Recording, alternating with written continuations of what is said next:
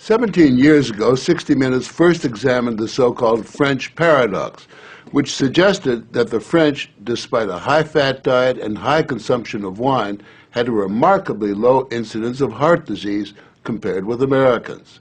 Most researchers agreed that there was something in the wine that offered protection. And a few years later, even the highly cautious federal dietary guidelines say that moderate consumption of red wine can be beneficial.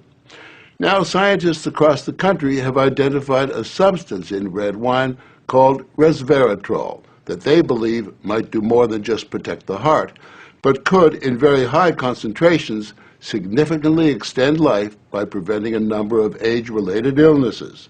If they're right, we all may soon be taking a pill that could give us an extra decade or two of healthy old age.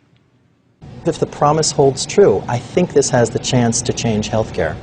Dr. Christoph Westphal says we all may soon be taking a drug that just might beat the clock, a simple pill that could delay the inevitable.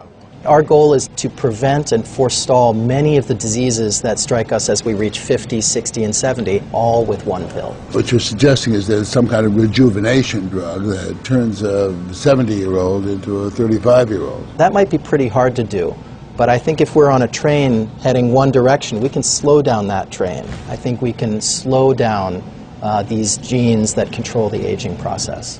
That quest to put death on hold began in 2003 when Westphal met David Sinclair, a biochemist at Harvard, who was studying the genetic components of aging. 5 years ago, I met David, and he had shown that you could extend lifespan in yeast. That's pretty exciting. Now, if you happen to be a yeast, it's very exciting.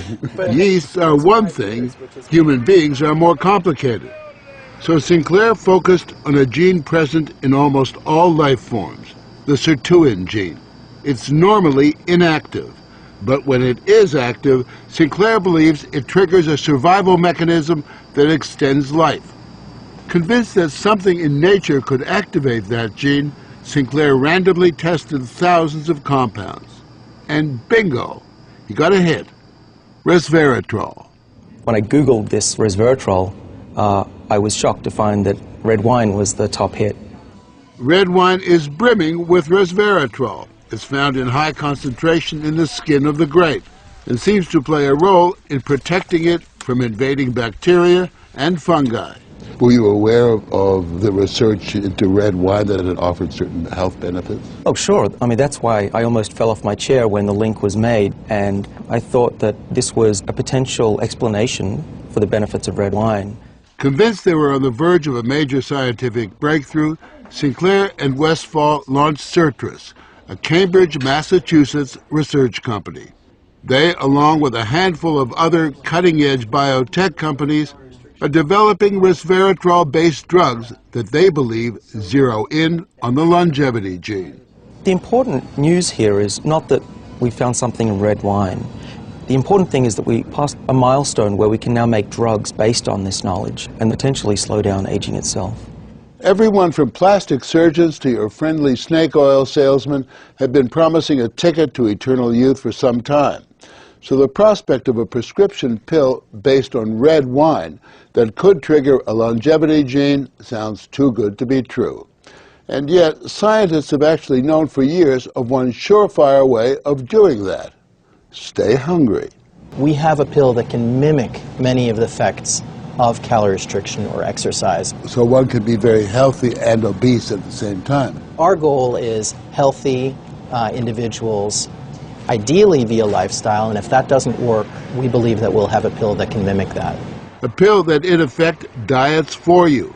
A pill that turns on the survival gene. And what we're trying to do with our drugs here is to put the body in a defensive state, to ring the alarm bells and get the body to defend itself, instead of dieting to set the alarm off, pop a pill. The pill is a highly concentrated form of resveratrol, a virtual vineyard of healthy living. How much red wine would you have to drink to get the kind of resveratrol that you're using? The sad news is that you'd need to drink about 1,000 bottles a day of red wine, which I don't recommend. The pill itself may not extend lifespan, but could prevent the diseases of aging. Alzheimer's, diabetes, heart disease, even cancer. What we're talking about is activating the body's natural genetic defenses against diseases, and that's very powerful if we can harness that. Resveratrol has been tested on mice, and the results have been encouraging. In this test video provided by Certris, both of the mice have been fed a high-fat diet for 12 weeks.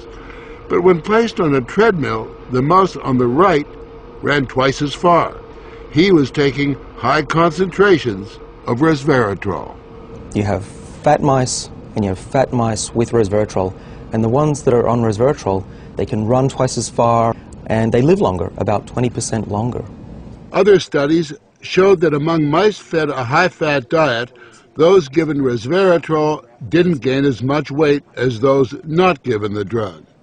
Sinclair believes that resveratrol actually changes the physiology of the mice. The proof, he says, is in the post-mortem. Their organs looked pristine, youthful, fat-free, and their physiology was just like they were dieting, but they were fat. Convinced they were on the right path, they fast-tracked the drug into human trials on people with untreated diabetes, and the results were impressive. It significantly lowered glucose and insulin levels without the patients changing their diet or taking any other drugs. Originally, our hope was that you'd be able to prevent diseases of aging. What we ended up seeing is actually you could therapeutically intervene in patients who have diseases of aging, and that was unexpected. Yeah, the diabetic patients have high blood sugar, and the molecules bring it down. That's treatment, that's not prevention. Certris is now developing what they say is a much more potent synthetic version of resveratrol that will also soon go into human trials, this time on cancer patients. I keep on thinking, you know, what used to seem like it was science fiction, I actually believe the biology is right, and if we're right, this may be the most important thing that we're going to do in our lives. Possibly, but it is important to remember that 9 out of 10 drugs that look good in mice ultimately fail in human trials. Still, the speed and results generated by Certris and the resveratrol drugs are unusual, and Sinclair believes these drugs will not only keep people living longer, but will keep them healthy longer. What we're talking about is potentially making a 90-year-old as healthy as a 60-year-old. A 90-year-old can play tennis and see their great-grandkids graduate from college. People will live active, healthy lives and then die quietly in their sleep, and that's really the aim here with these medicines. Are we on the edge of maintaining active lives into our hundreds, for example? Well, we've certainly passed a corner in terms of the science, and someone's going to achieve it, and if it's not us, it's going to be someone else. But the question that most of us want answered is, when do we get this pill? I would say 5 years, to be conservative, that this will happen within our lifetimes. I'm fairly certain about that. One measure of the potential of this research, Dr. Sinclair and Dr. Westfall's little startup company was recently bought by the pharmaceutical giant GlaxoSmithKline for almost $750 million.